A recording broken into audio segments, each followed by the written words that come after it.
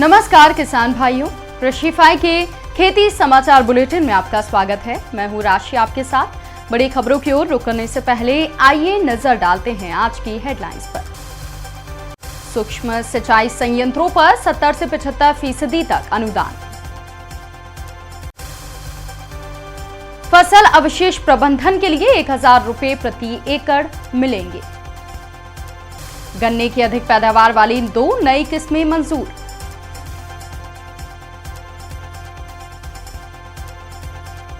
खुद अपलोड करें फसल नुकसान की फोटो, मिलेगा मुआवजा।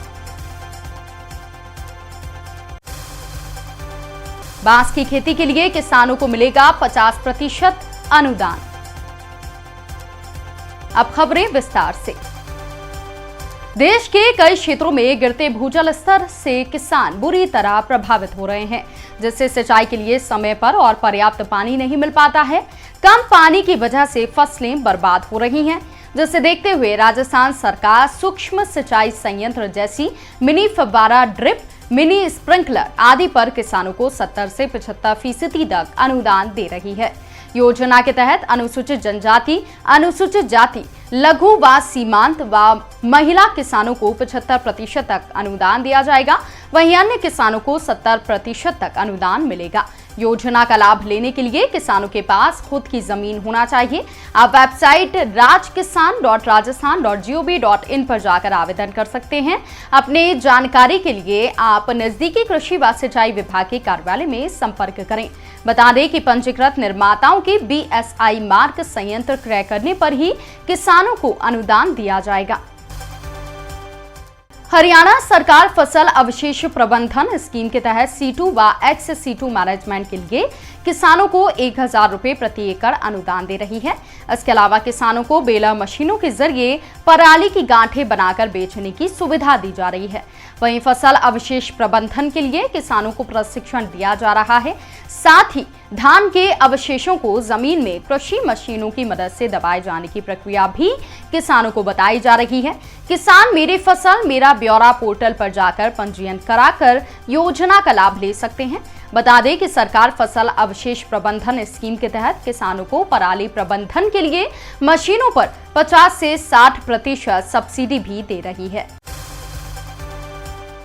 उत्तर प्रदेश बीज गन्ना एवं गन्ना किस्म स्वीकृत उप समिति ने गन्ने की 2 नई किस्मों को शाह 17,231 और यूपी 14,234 को सामान्य खेती के लिए मंजूरी दी है। इस मौके पर गन्ना शोध परिषद के वैज्ञानिकों ने इन किस्मों की उपज, लंबाई प्रतिशत, रस में शर्करा प्रतिशत आदि आंकड़े पेश किए। कोशा 17,231 किस्म ऊसर भूमि या गन्ने की उपज कम होने वाले क्षेत्रों के लिए फायदेमंद है, तो वहीं यूपी 14,234 किस्म लाल सरण रोधी है।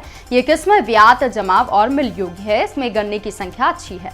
वहीं उप समिति ने गन्ना किस्म कोपी के 05191 को फेज आउट करने का फैसला लिया है। ये किस्म 2022-23 से बुआई के लिए प्रतिबंधित होगी और बुआई करने की दशा में इसे अस्वीकृत किस्म के रूप में माना जाएगा।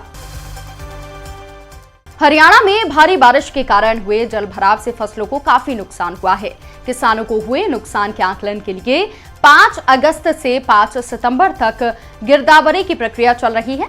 ऐसे में अगर किसी किसान को ये संदेह है कि उसकी गिरदावरी सही तरह से नहीं हुई है, तो वो मेरी फसल मेरा ब्यौरा पोर्टल पर जाकर ई क्षतिपूर्ति पोर्टल पर अपनी फसल नुकसान की फोटो और जानकारी अपलोड कर सकते हैं, जिसके बाद पटवारी दोबारा फसल नुकसान की रिपोर्ट करेगा और फसल नुकसान का सही आकलन हो सकेगा।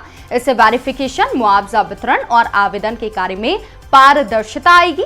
इस पर सरकार का कहना है कि जलभराव से खेतों में हुए नुकसान की समस्या को लेकर राज्य सरकार गंभीर है। सभी मांगों को पूरा किया जाएगा। इसके साथ ही किसानों को नई किस्म के अच्छी गुणवत्ता वाले बीज उपलब्ध कराए जाएंगे, ताकि अच्छी पैदावार हो और किसानों को मुनाफा हो सके। मध्य प्रदेश सरकार बांस मिशन के तहत किसानों को बांस की खेती के लिए 50% अनुदान दे रही है।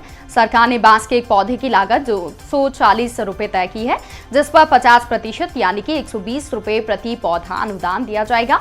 किसान मित्रों, आप इस योजना का लाभ लेकर अच्छी कमाई कर सकते हैं। बांस को एक बार लगाकर सालों की कमाई की जा सकती है।